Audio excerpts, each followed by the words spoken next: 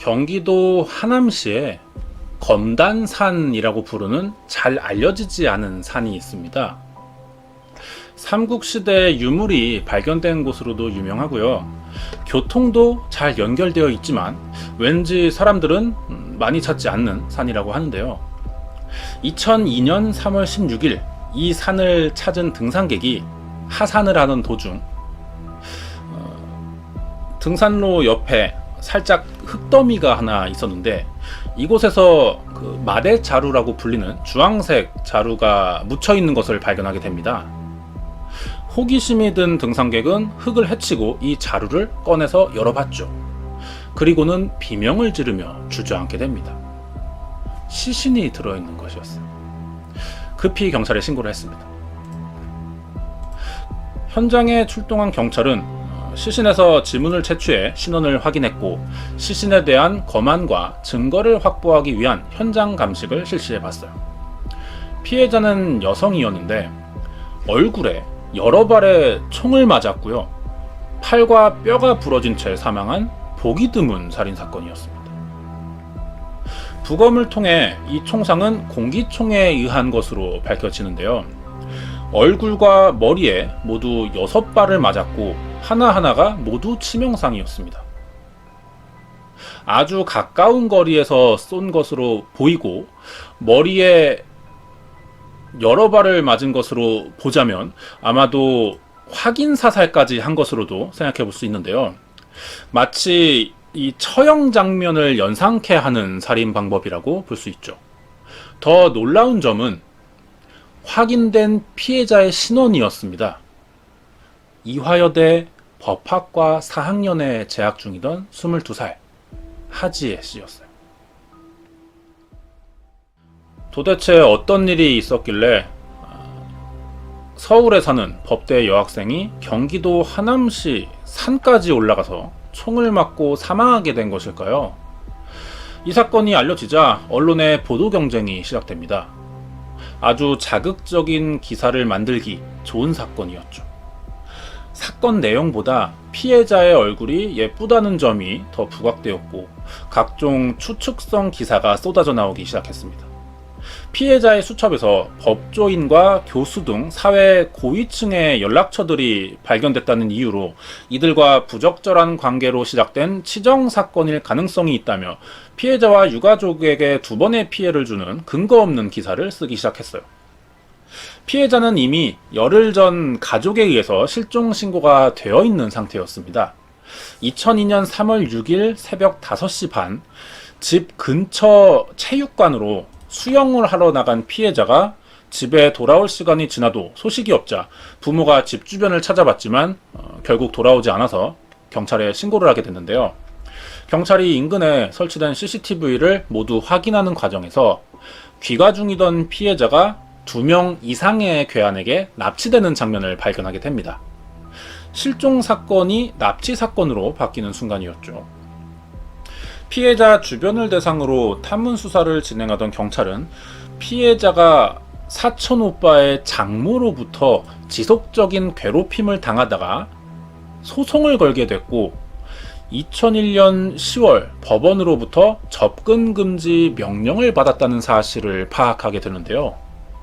피해자의 가족의 말에 의하면은 피해자가 실종되기 일주일 전 수상한 남성들이 피해자를 미행했고 집 주변을 찾아오는 등 납치 시도로 의심할 수 있는 정황들이 있었다고 합니다. 그리고 피해자의 사촌 오빠와 그 장모의 가족이 보통 사람들이 아니다라는 진술을 했는데요. 이 순간 경찰은 왠지 수사가 쉽지만은 않을 것 같다는 생각을 했다고 합니다. 확인을 해보니 피해자의 사촌 오빠는 현직 판사인 30살 김씨이고 처가는 부산의 재력가인 기업의 회장이었어요. 1999년 11월 서울 법대를 졸업하고 사법시험에 입사한 뒤 판사에 임용된 김씨는 자신의 신분에 맞는 결혼을 하고 싶어 했습니다. 중매인을 통해 거액의 현금과 아파트, 자동차를 조건으로 내건 김씨에게 연락이 왔는데요. 연락이 온 곳은 부산에 있는 영남제분의 회장인 류씨 집안의 전화였어요.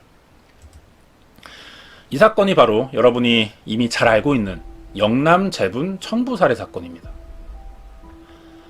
류 회장의 집은 사업을 통해 많은 돈을 번 재력가 집안이었지만 몇 가지 소송에 휘말리면서 법조인의 도움을 필요로 하고 있었어요.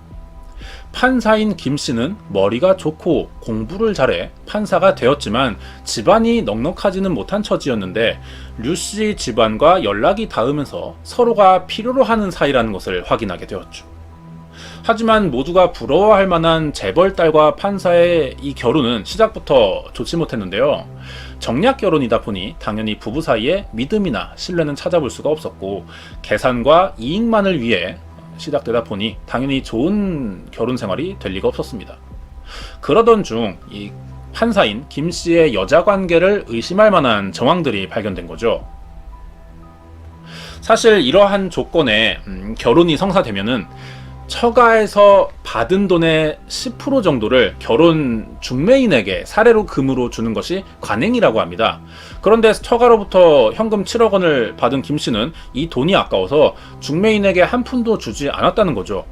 이것에 앙심을 품게 된 중매인이 김 씨가 불륜을 저지르고 있다는 정보를 처가에 알리면서 문제가 불거진 것이었습니다. 처음엔 중매인의 말을 믿지 않았던 부인은 수시로 판사인 남편 김 씨에게 여성의 전화가 걸려오고 이 사실을 감추려고 하는 눈치를 보이자 결국 남편을 의심하기 시작합니다.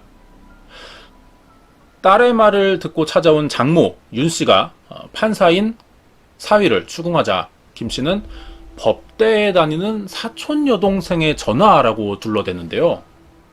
하지만 이후에도 김 씨는 가정에 소홀했고 김 씨를 찾는 여성의 전화는 끊이지가 않았습니다. 그러자 아내와 장모인 윤 씨의 의심은 점점 확신으로 변하게 됐고 배신감에 분노했죠.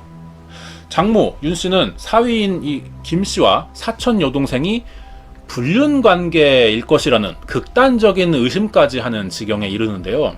이 사실 여부를 확인하기 위해 아무리 추궁을 해봐도 김 씨는 긍정도 부정도 하지 않는 애매한 태도를 보였고 그로 인해 장모의 의심은 더 커지게 됩니다.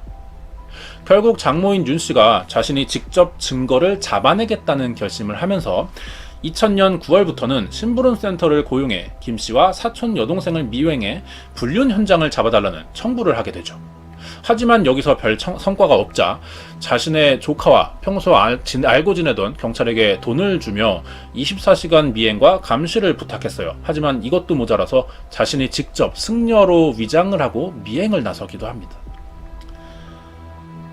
사실 이 판사인 김 씨와 사촌인 하지혜 씨는요, 서로 전혀 만나거나 연락을 주고받지도 않았습니다. 확인되지 않는 사실에 답답해진 장모 윤 씨는 결국 스스로 끓어오르는 분노를 억누르지 못해 2001년 4월 사위인 김 씨의 사촌 여동생 집을 찾아갔어요. 그래서 그 아버지에게 딸이 사촌 오빠를 유혹하고 다니니 단속을 제대로 하라며 폭언과 욕설을 퍼붓게 됩니다.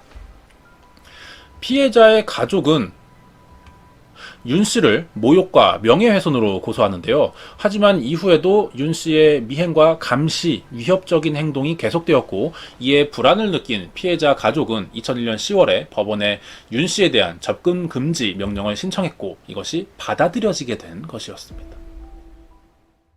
그러면 다시 사건으로 돌아가서 이런 예사롭지 않은 집안 배경이 피해자에게 저지른 특수한 처형 형태의 살해 방법과 관련이 없어 보이지는 않습니다.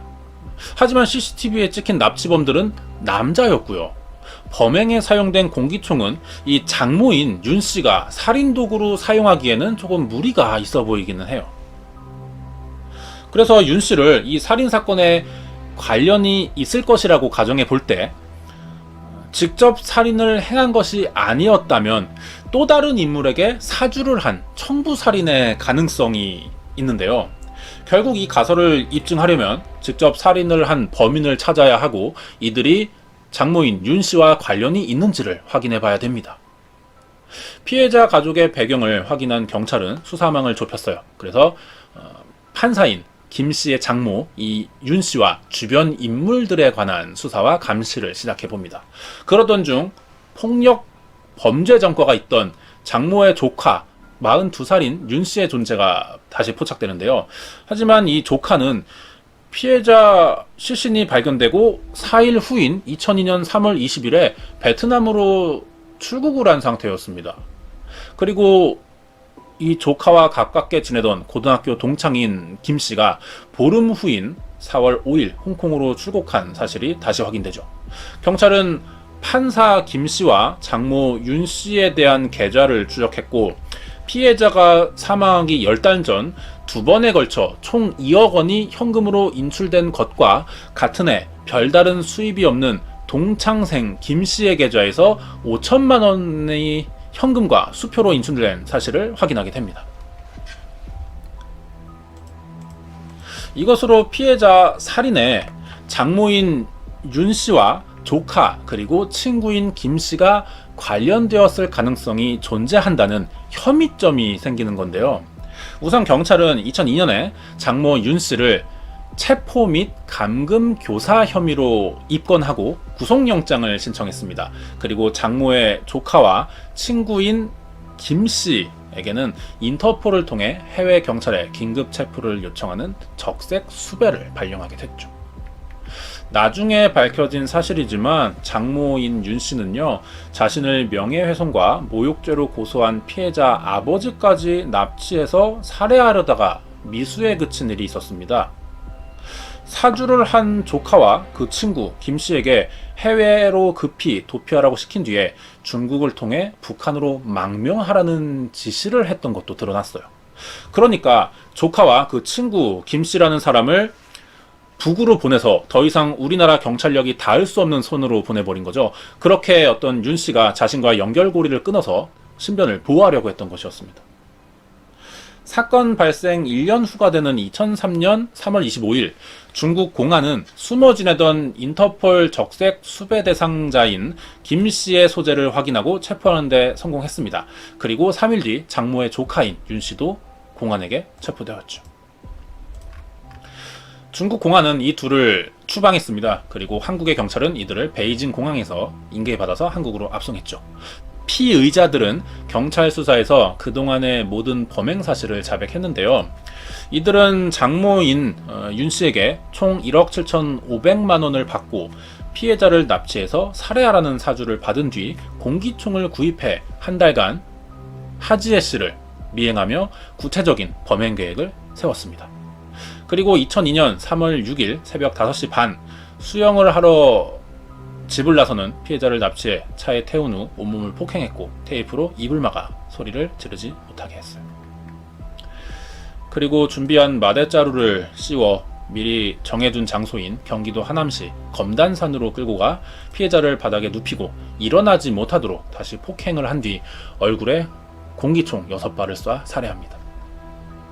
납치 후 살해하기까지 걸린 시간은 40분 정도였다고 그래요. 피해자를 살해한 뒤 땅을 파 자루에 담긴 시신을 묻어서 유기했고 3시간 후인 오전 9시에 공중전화로 청부 살해를 지시한 윤 씨에게 범행을 마쳤다는 연락까지 했습니다. 경찰 수사 결과와 윤 씨의 조카 그리고 김 씨, 친구인 김 씨의 자백은 기소와 재판 과정에서도 그대로 받아들여졌습니다. 재벌 부인인 피고인 윤 씨는 대형 로펌 변호인단을 고용했어요. 그래서 자신의 변론을 준비했지만 2004년 5월 대법원에서 윤 씨의 살인 교사와 조카와 친구인 김 씨의 살인 혐의에 대해 유죄 판결이 내려집니다. 3명 모두 무기징역을 선고받았지만 장모인 윤 씨는 포기하지 않았어요. 윤 씨가 지속적으로 공범인 조카와 김 씨에게 큰 돈을 준다며 설득을 한 건데요. 가정이 있는 공범들은 형을 피하지 못하게 되자 가족에게만이라도 돈을 남겨줘야겠다는 생각을 한 것 같아요. 이들은 대법원의 확정 판결 후 수감 도중에 경찰 수사 과정에서 형사에게 살인 교사를 받았다고 하면 형이 감면된다는 말을 듣고는 법정에서 위증을 했다고 주장하기 시작했어요. 이들은 살인 교사는 없었고 고모를 위해 피해자를 납치해서 사촌 오빠인 판사 김씨를 그만 만나라고 위협하려다가 실수로 총을 쏴 죽게 만든 것이라고 진술을 번복합니다. 윤씨는 이들의 주장을 근거로 조카와 친구인 김씨를 위증죄로 고발하는데요. 여기서 만약에 이들의 위증죄가 받아들여진다면 윤씨라는 사람은 자신의 살인교사 혐의를 벗게 되고 재심을 열어서 무죄로 석방될 수 있다는 계산까지 했던 겁니다. 하지만 4년 후 2008년 7월에 다시 열린 윤씨의 조카와 김씨에 대한 위증죄 재판에서 피고인들은 스스로 자신들을 유죄라고 주장했고 검찰이 오히려 피고인들은 무죄라고 주장하는 이상한 상황이 벌어지는데요. 재판부는 피고인들의 유죄 주장이 정직한 발언이 아니라고 생각했고 다른 목적을 위해 일부러 불리한 진술을 했다라고 판단하면서 이들이 경찰 수사와 재판 당시에 했던 최초 진술에 더 신빙성이 있다며 무죄 판결을 내리게 됩니다.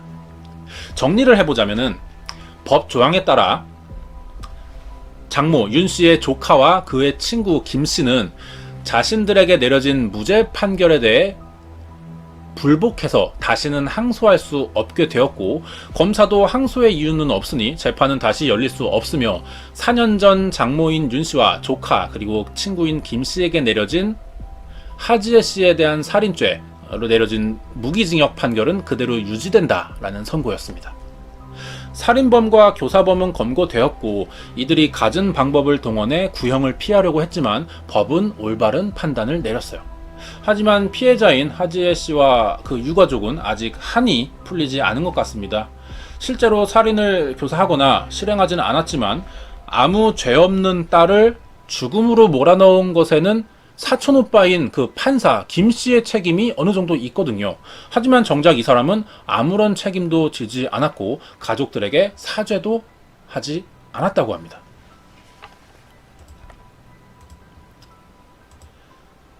사건 피해자인 하지에 씨는 정의감이 있고 정직한 법조인을 희망하던 법대 4학년 학생이었죠.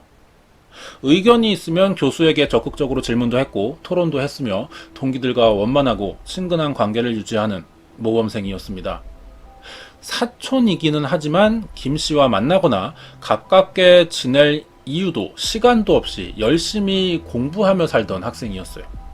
그런데 돈 때문에 마음에도 없는 결혼을 한 판사가 자신의 여자 문제를 벗어나기 위해 아무 상관도 없는 피해자를 끌어들여 장모의 의심을 사게 만들었고 결국 이것이 딸이 죽는 결과를 만들게 된 겁니다.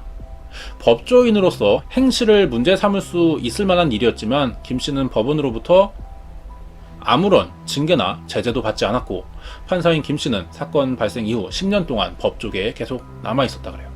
그리고 6년 전 사표를 낸 뒤 현재 이름을 바꾸고 현재 변호사로 재직 중이라고 합니다. 김 판사의 처가인 영남제분회사는 이 사건 이후 주가가 급락됐어요. 그래서 회사가 위기를 맞았지만 현재는 이름을 바꿨죠. 그리고 지금 활발하게 영역을 넓히고 있는 상장 기업이고 류 회장은 사건이 있고 나서 사건을 계획한 부인 윤 씨와 이혼했어요. 그리고 현재 기업에서도 물러난 상태입니다.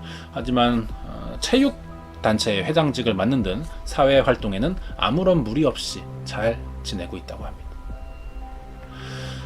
영남제분 청부살인 사건에 대한 전체 흐름은 여기까지입니다. 이제 본 내용을 맞춰야 하는데요. 아직 이 사건에 대해 할 이야기가 많이 남아 있습니다. 다음 시간에는 영남제분에 관한 더 자세한 이야기들을 해보도록 하겠습니다. 이 사건은 2002년 3월 6일 일어난 영남제분 여대생 청부살해 사건이었습니다.